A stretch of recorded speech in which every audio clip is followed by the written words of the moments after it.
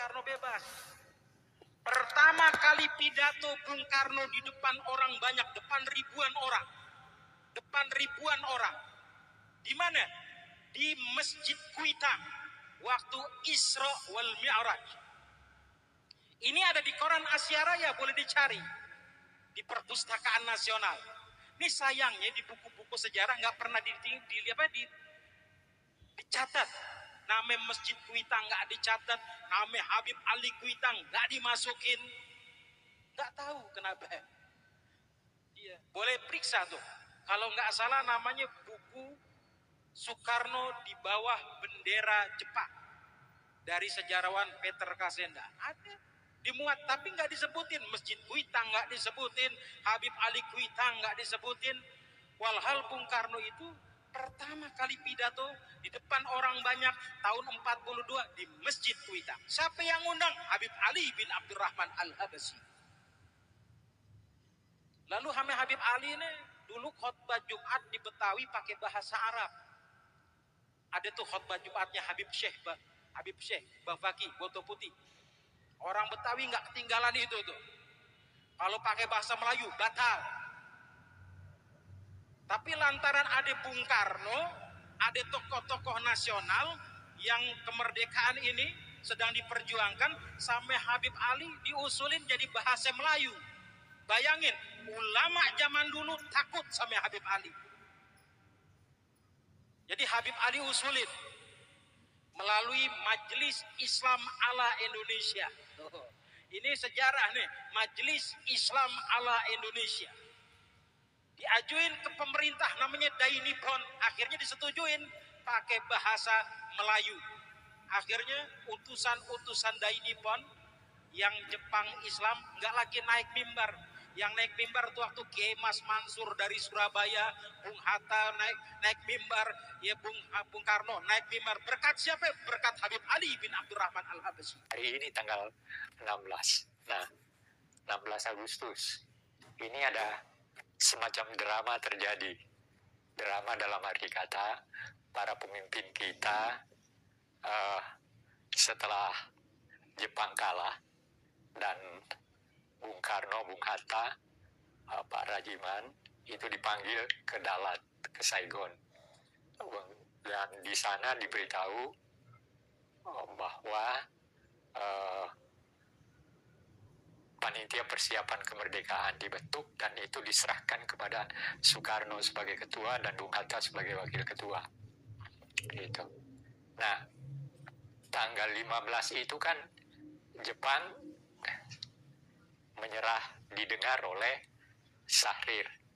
Nah, Syahrir mempunyai pendapat yang berbeda dalam arti bahwa Syahrir kan anti Jepang. Jadi dia bilang sama Bung Hatta, tolong sampaikan kepada Bung Karno agar supaya Bung Karno sendiri saja yang mengucapkan kemerdekaan Indonesia atas nama rakyat Indonesia lewat radio. Nah, tapi Bung Hatta sudah berpikir pasti Bung Karno tidak mau. Tapi akhirnya Syahrir mendesak dan minta bertemu. Mereka datang ke rumahnya Bung Karno, Syahrir dan Bung Hatta. Nah, tadinya Bung Hatta agak ragu juga apakah Soekarno mau menerima mereka, tapi akhirnya Soekarno menerima.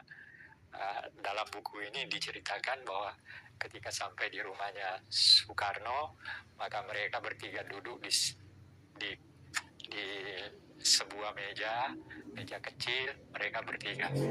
Nah, Bung Karno bertanya kepada mereka, Anda datang ke sini mau menyampaikan apa? Nah, lalu Bung Hatta serahkan kepada Syahrir. Syahrir yang mengatakan bahwa sebaiknya karena Jepang sudah kalah dan sudah menyerah, maka sebaiknya Bung Karno saja yang mengucapkan proklamasi kemerdekaan lewat radio secara pribadi. Jadi atas nama rakyat tapi dia sendiri. Nah, Bung Karno ya tidak mau karena dia kan sudah diangkat sebagai ketua panitia persiapan kemerdekaan Indonesia bersama Hatta sebagai wakilnya. Nah, menurut Hatta, antara mereka, terutama antara Sahir dengan Bung Karno, istilah yang digunakan Bung Hatta di sini hebat juga. Kami bertengkar. Setelah beberapa lama bertengkar, akhirnya tidak ada kesepakatan. Bung Karno tetap bertahan, dan panitia yang berhak menyampaikan kemerdekaan Indonesia adalah panitia persiapan kemerdekaan Indonesia. Mulailah di situ sebenarnya persoalan perbedaan di antara para pemimpin kita. Nah, rupanya para pemuda-pemuda yang mendukung Sahrir itu mau melakukan semacam paksaan, gitu, tanda kutip. Apa yang terjadi? Kalau menurut Bung Hatta di sini, ketika kan waktu itu Ramadan, dia sedang bangun makan sahur, datang Soekarni minta supaya ke rumahnya Bung Karno. Nah, Bung Karno karena alasannya karena Bung Karno tidak mau mengucapkan proklamasi sendiri lewat radio, maka rencananya pemuda akan melakukan demonstrasi besar-besaran yang jumlahnya demonstran mungkin dikatakan di sini 15.000 pemuda akan melakukan. Tapi nah inilah setelah setelah Bung Hatta ke rumahnya Bung Karno, maka akhirnya mereka diculik. Kalau Bung Hatta menggunakan istilah diculik, kalau Soekarni tidak mau menggunakan.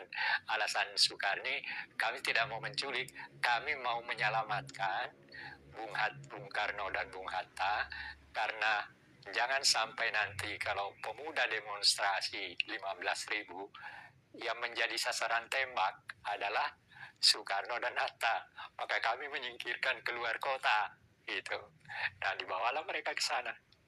Nah, sampai di sana ya dia tinggal di rumah yang punya Cina dan keluarganya masih hidup di Kerawang itu, di Rengas Dengklok masih. Tapi yang punya rumah udah meninggal, yang hidup masih anaknya kalau nggak salah, pernah di koran. Nah, di sana jadi Soekarno, Hatta, Ibu Fatmawati, dan Guntur diculik. Malah di sini lucu juga diceritakan, Bung Hatta kan menggendong Guntur kencing. Jadi ada hal-hal semacam kelucuan tertentu.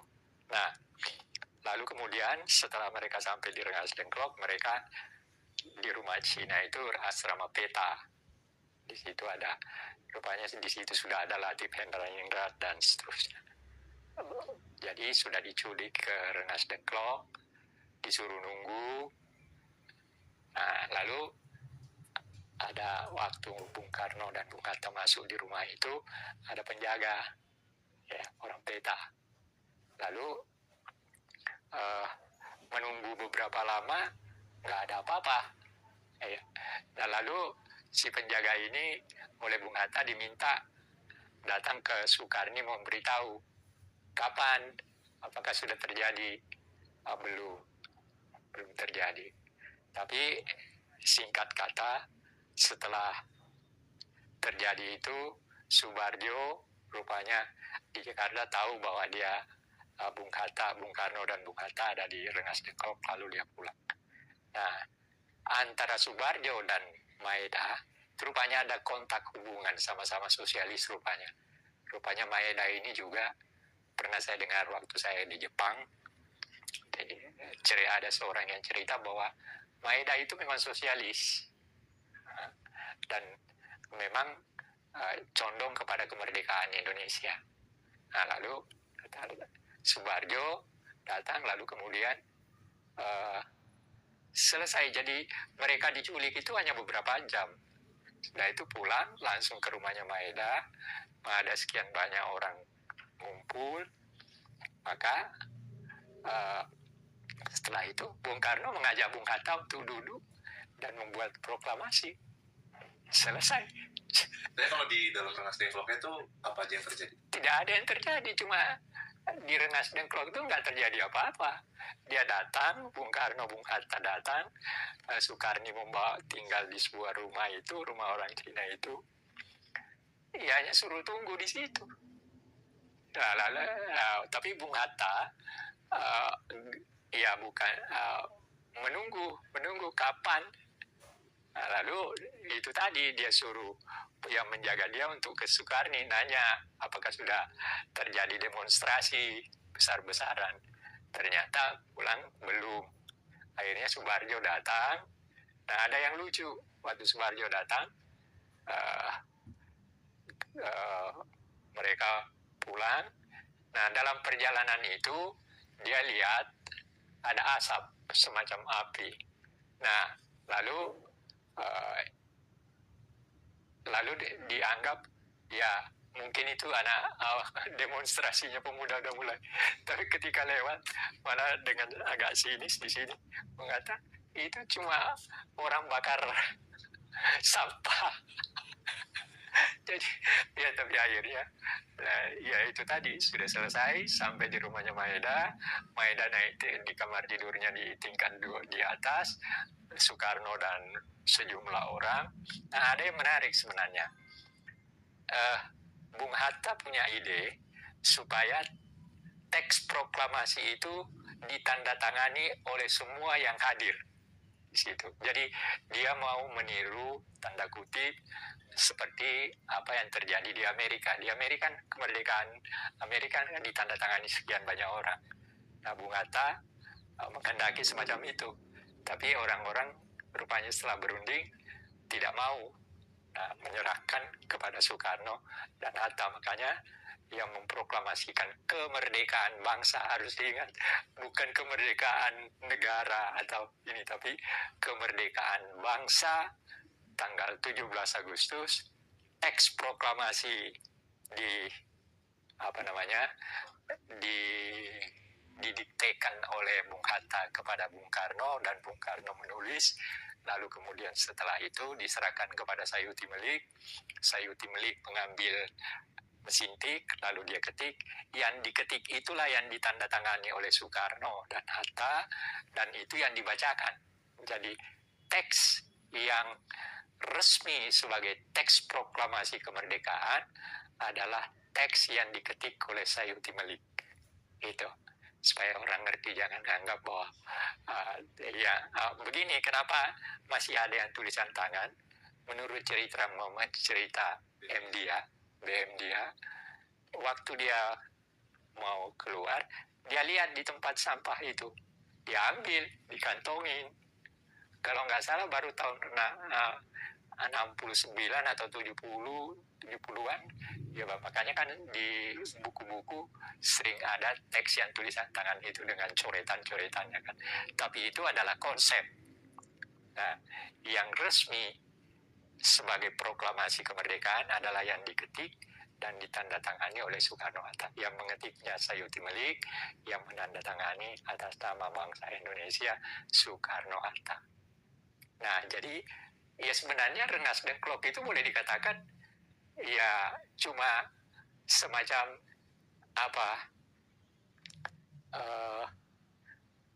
semacam antara aja perjalanan menuju kepada kemerdekaan. Tapi dari Bung Hatta sendiri di buku itu pemaknaan dari Bung Hatta seperti apa? Ya tidak ada, cuma itu tadi. Artinya pemaknaannya ya kita diculik karena terjadi perbedaan pendapat antara kelompok pemuda, Sahrir dan pemuda. Lalu Bung Karno, Bung Hatta tetap berpegang bahwa yang berhak memproklamasikan kemerdekaan, menentukan proklamasi kemerdekaan adalah panitia persiapan kemerdekaan yang dibentuk menggantikan BPUPK. Ya udah selesai, hanya itu aja. Jadi ya semacam sebelum menuju kemerdekaan ada peristiwa di mana itu terjadi oleh karena perbedaan antara dua kekuatan pikir. Di satu pihak Sahrir yang memang anti Jepang didukung oleh pemuda-pemuda, di lain pihak Soekarno dan Hatta yang memang kerjasama dengan Jepang. Nah, lalu kedua orang ini, Soekarno-Hatta dipanggil ke Dalat dan diberitahu bahwa panitia persiapan kemerdekaan dibentuk, dan ketika Soekarno bertanya kapan kemerdekaan itu akan diucapkan, ya Terauchi, Panglima Asia Tenggaranya Jepang, mengatakan ya terserah Anda, kapan Anda mau. Gitu ceritanya. Jadi dia semacam selingan aja. Dan klub itu semacam selingan menuju kepada proklamasi. Mengapa itu terjadi? Oleh karena perbedaan pendapat antara Syahrir yang didukung oleh pemuda yang menghendaki agar supaya proklamasi kemerdekaan itu diucapkan oleh Bung Karno pribadi, supaya sekutu tidak akan menganggap bahwa proklamasi kemerdekaan Indonesia itu adalah buatan Jepang. Nah, menurut Soekarno dan Hatta, baik Soekarno pribadi maupun atas nama PPKI, ya tetap aja itu buatan Jepang. Dalam arti Soekarno itu bekerja sama dengan Jepang kan. Ya, begitulah ceritanya, selingan. Tapi selingan yang menarik. Menariknya di mana? Jadi dalam situasi kritis, maka di antara para pemimpin kita terjadi perbedaan, dan kalau saya pinjam istilah Bung Hatta di sini, di antara yang berbeda itu terjadi pertengkaran. Oke. Kita itu proklamasinya tidak terlalu rumit. Jadi nggak ada ya rengas dengklok itu ya cuma ya selingan aja. Karena selingan tetapi dilahirkan oleh dua pendapat yang berbeda. Dan memang dua sikap yang berbeda juga. Yaitu di satu pihak anti Jepang, di lain pihak kerjasama dengan Jepang. Hanya itu aja.